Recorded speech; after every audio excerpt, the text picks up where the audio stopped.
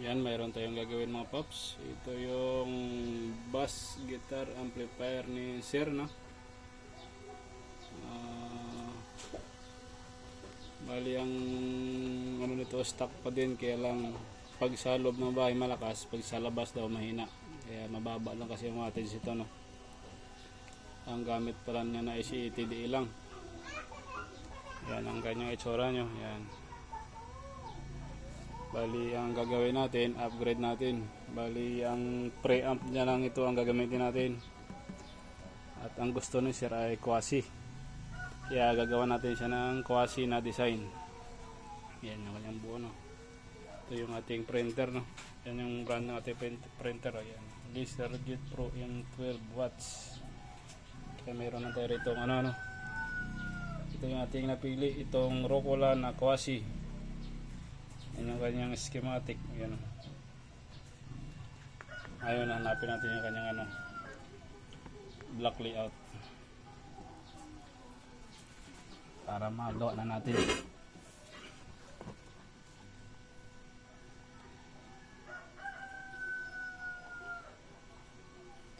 Ito yung kanyang actual na layout. Yan. Rocola na quasi. Ayan, yung ganyang pag quasi kasi isang transistor lang yung ating gagamitin. NPN lahat. Yan. Hanapin natin yung block layout niya para may print na natin. Ito na siya, no? Pero dapat reverse dapat yung pangalan, baliktad dapat yung pangalan. Kaya hanapin natin yung pangalan yung yung nakasulat na ito ay nakabaliktad.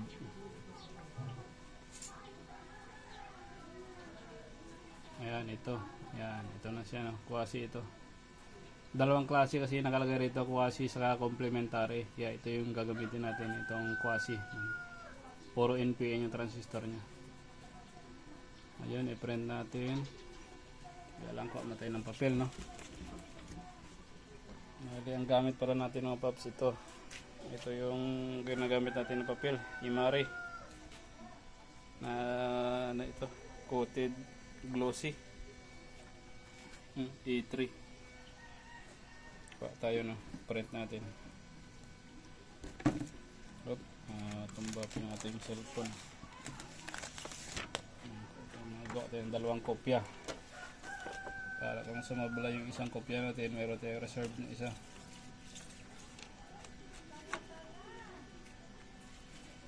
Two copy. Yan. Ito tayo. Yan.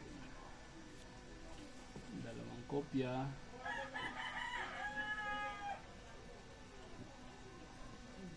Current view. Ayan. Naka 100% yung ating yung ating yung laki nya, 100%. Dalawang kopya, print na natin.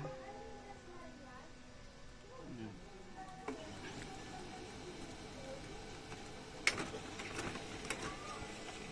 Medyo matrabaho talaga mga paps pag DIY, no? Kasi lahat gagawin. Pati yung pag nito, mano-mano pag tunaw sa ferric chloride, yan, layout. Ito na siya, no? Uy, parang putol. Parang putol siya mga paps, no? Putol yung dito na side, oh. Hindi na kompleto. Bakit kaya? Kulang. Bali kaunti lang yung kaunti lang yung natapyasan siya ng kapiraso. Hindi pala dito na i-complete yung ating pero kapiranggot lang naman. Pwede naman to lang masking tip sa babaguhin natin, sayang yung papel. Piraso lang naman yung natanggal. Mga millimeter lang naman. Pwede na yan. Okay, simulan na natin. Ayan, tabasin na natin yung ating PCB mga box. Ating ginamit dito yung white na PCB.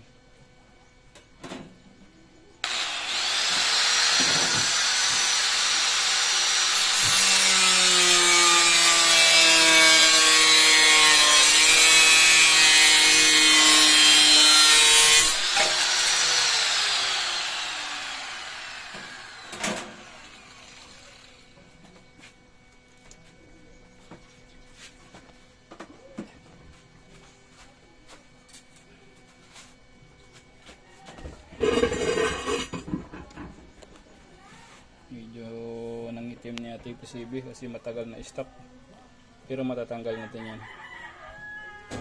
Ang ganito matatanggal to.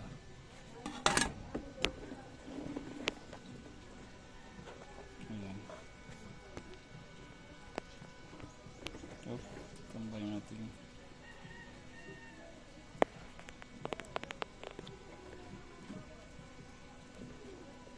Baliktarin natin dito tayo. Ayan.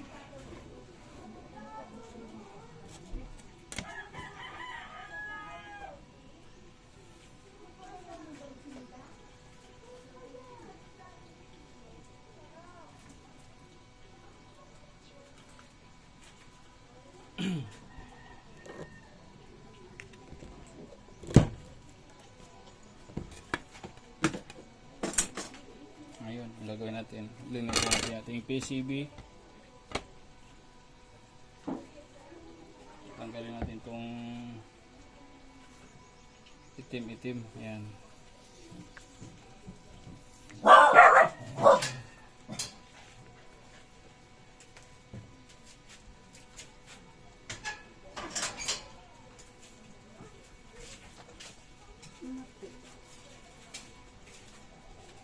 Pagkuri natin.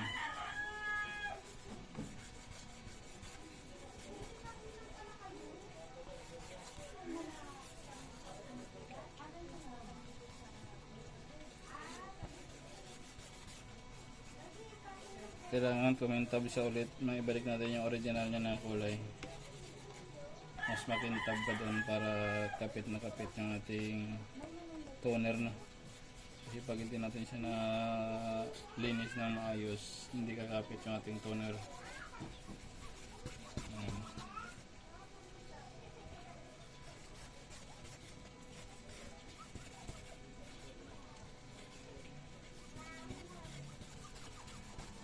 Tanggalin natin itong mancha.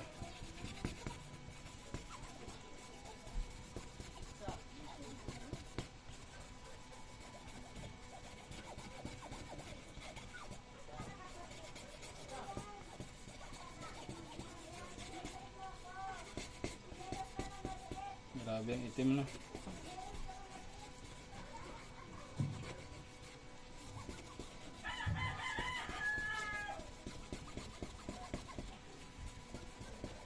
Ayun, natatanggal na yung itim. Kasi kung kudkurin na natin siya ng Scotch-Brite, hindi rin natatanggal yung itim. Lalo lang nanipis yung ating ating PCB, yung copper na naminipis. Kaya maganda ay tanggalin natin yung mancha niya muna. Ang tapang na ng amoy.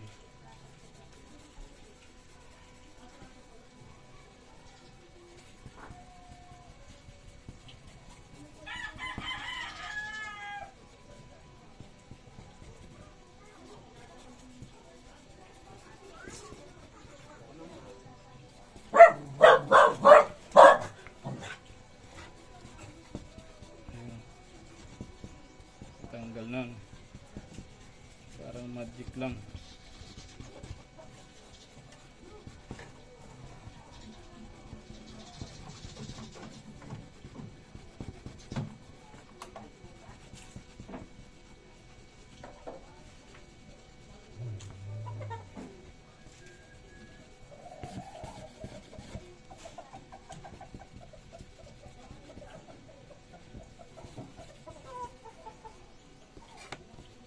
Ganito kasi ang nangyayari pagka matagal naka-stop yung ating PCB, no, na hindi natin nagagamit, tapos nahawakan na natin, na-expose na siya sa hangin, kumbaga talagang nangingitim siya, no.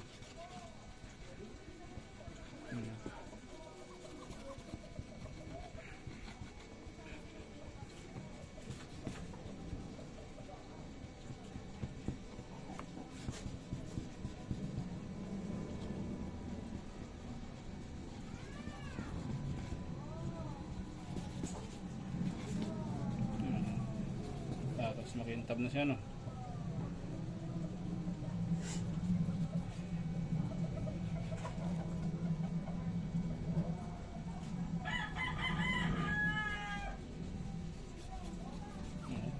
Tapos grabe, itim. Ayun. punasan na natin.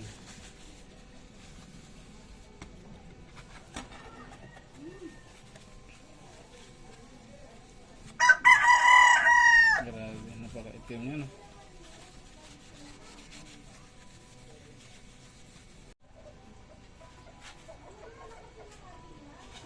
Ngayon, banlawan natin siya ng lacquer, no?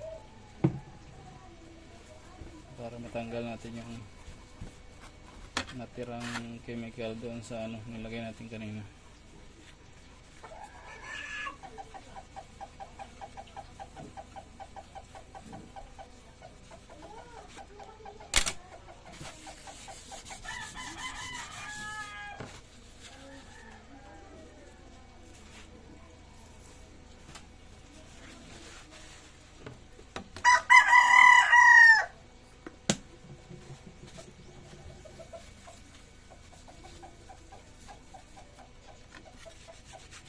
Saka natin sa kudkurin ng Scotch Brite na.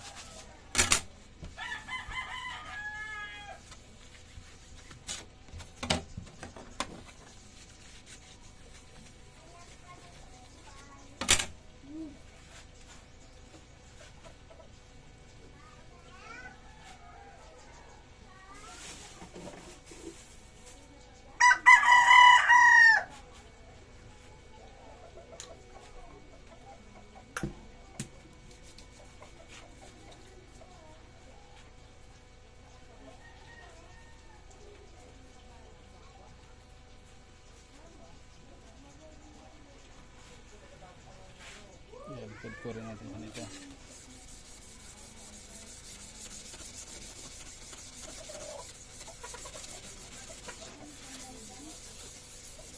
Para matanggal talaga yung mga mancha niya, no? Kasi pag hindi rin natin nilinis na maayos, hindi rin kakapit yung ating toner.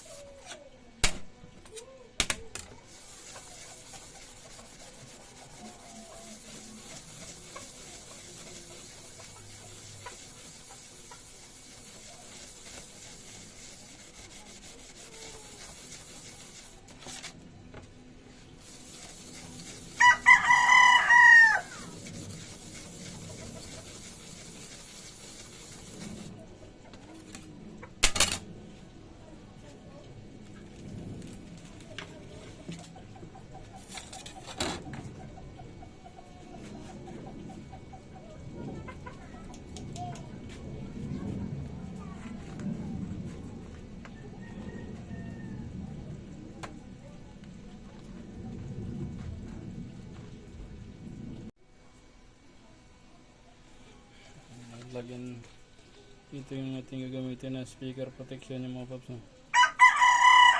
Ayan.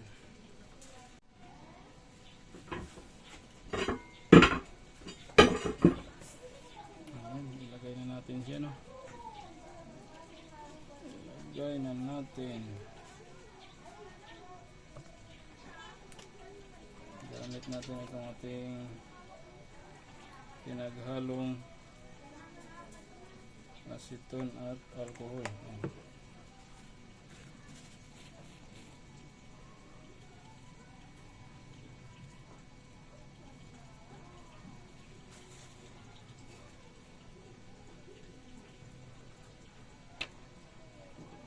Voltage input.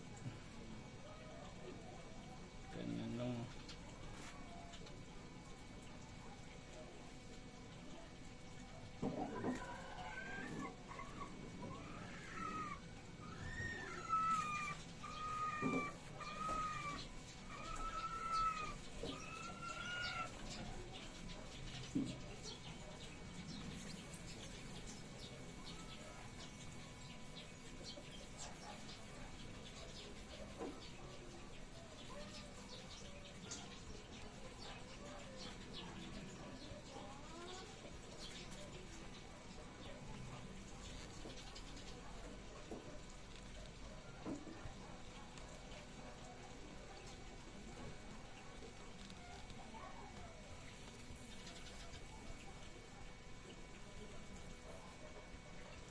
ang technique lang dito mga paps, kailangan malinis na malinis talaga yung ating ano, PCB para walang tuklap talaga. Minsan di rin talaga maiwasan, pero pwede naman natin siyang i-retouch gamit yung pentel pen, yung may tuklap, para hindi na tayo pa ulit-ulit kung maliit na tuklap lang naman.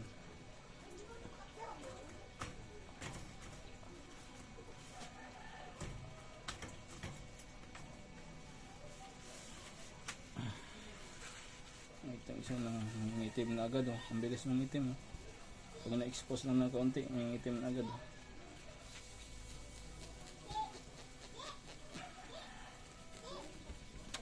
Kailangan mabilis. Mahirapan na ito magkapit pag nag-corrosion, oh. Mabilis na mag-corrosion.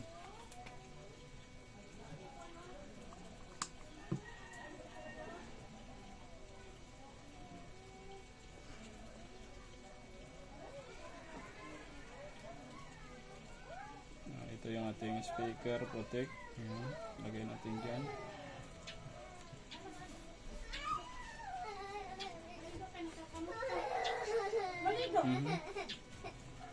Lumalaw.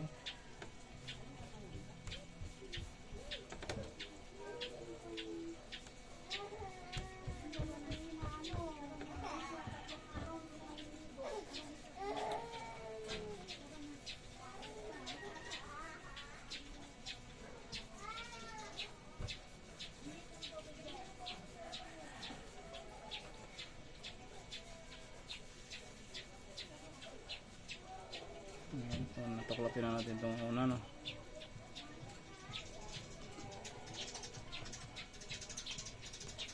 Ano, walang pa maganda. Ganito pag medyo natagalan natin siyang baklasin, no? Medyo mahirap siya alisin, tumikit na talaga pati yung papel. Dapat di sa pabutin ng mga 3 minutes.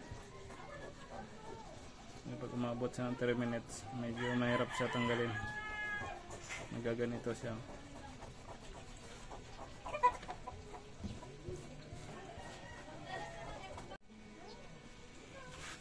Ayos na. Ito yung ating speaker protection. Ito yung ating amplifier, driver, no?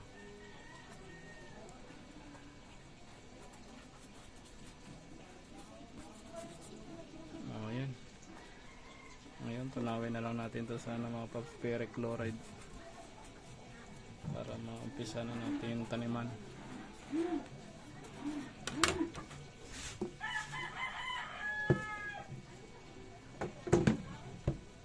Tanggalin natin itong mga maliliit na mol-mol.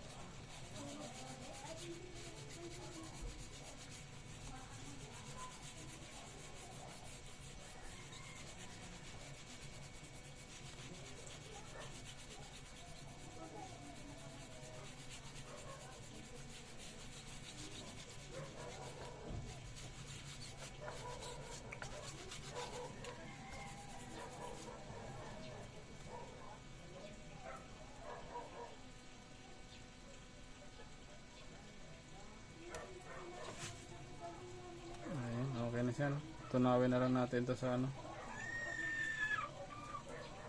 sa ferric chloride.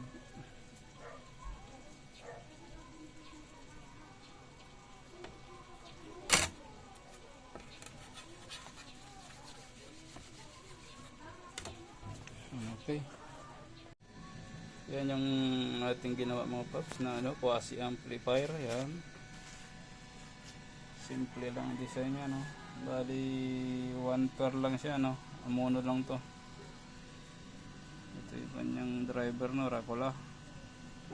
At ang kanyang transistor ay puro siya NPN na ano, quasi yung design. Ito yung transformer galing lang sa 3 auto kasi 1 pair lang naman siya at mono lang. Dito natin siya gamitin sa bass guitar ni Sir. Ayan. Ayan. Itong ano na to, itong module na to ay nabili sa online kaso mahina, no? Pero pag pang bahay lang medyo malakas na siya sa loob ng bahay, pero pag sa labas hindi na siya makabuga. Kaya in-upgrade natin yung kanyang ano, tatanggalin natin yung pinaka main amp dito, papalitan natin ito. Ayan. Quasi sound check natin. Sound check natin ito, naka-ready na tayo, no. I-input tayo. Bali sa laptop na lang tayo mag-volume, wala, hindi natin nilagyan ng potentiometer. Power on. Saksak. May speaker protector rin siya, no. Yan, kumana na. Lagyan natin ng music.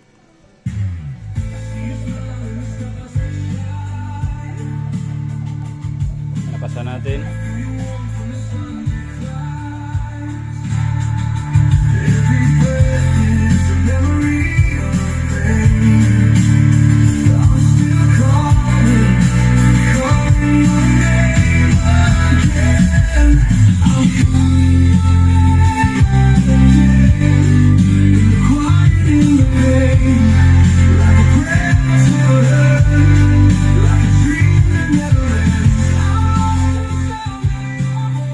Kaya niya ang 18, no?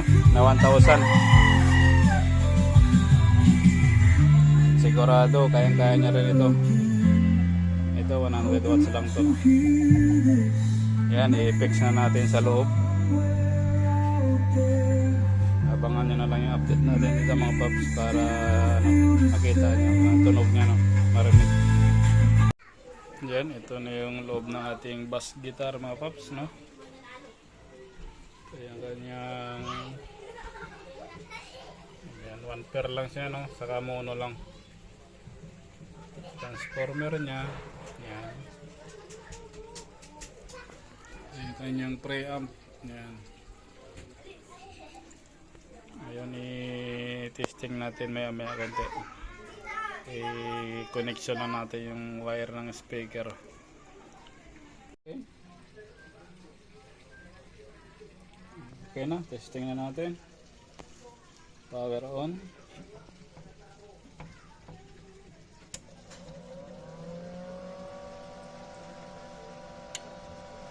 Okay.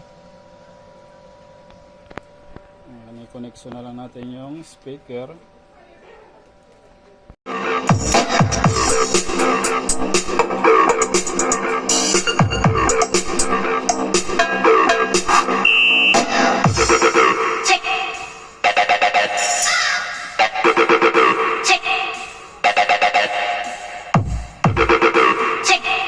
Max Gerdev and DJ7 Remix.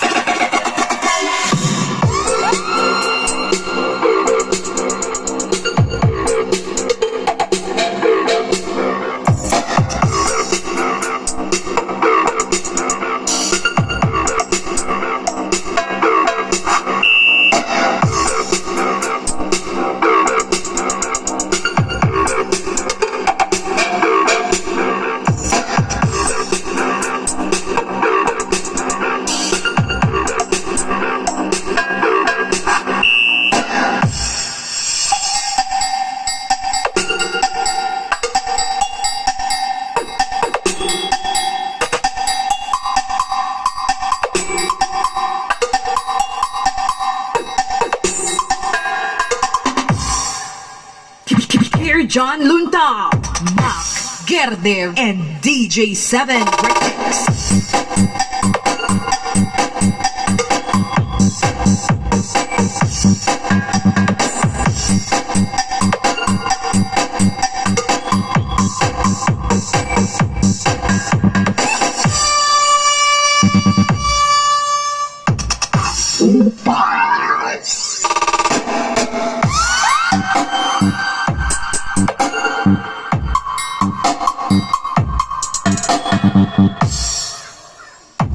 DJ7 Remix.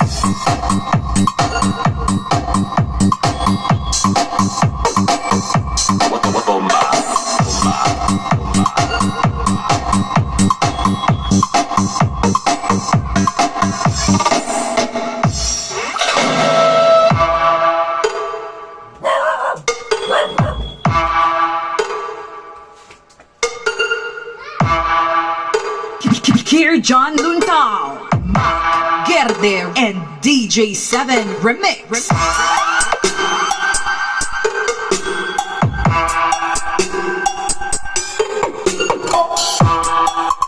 Clear sound siya, no? Ganda nga ang tunog eh. Talo pa yung ano ko ah. Buhay na buhay yung tunog ko.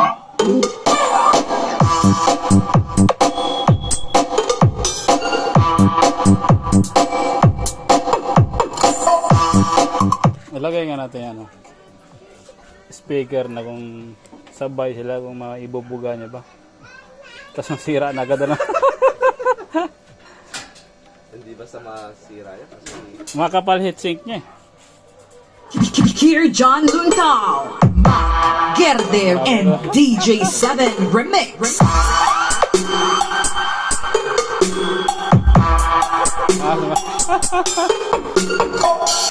Makalambot din ha. pangalip na yan. Eh, may advertise. Hindi pwedeng...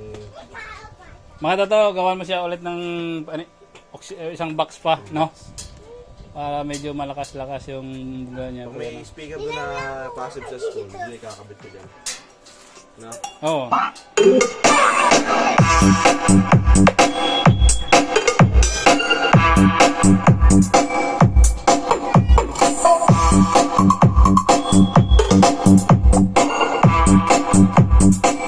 Kahit may 18 doon, di pa rin nagbabago yung tunog niya rito, no? Hindi sila nag-aagawan.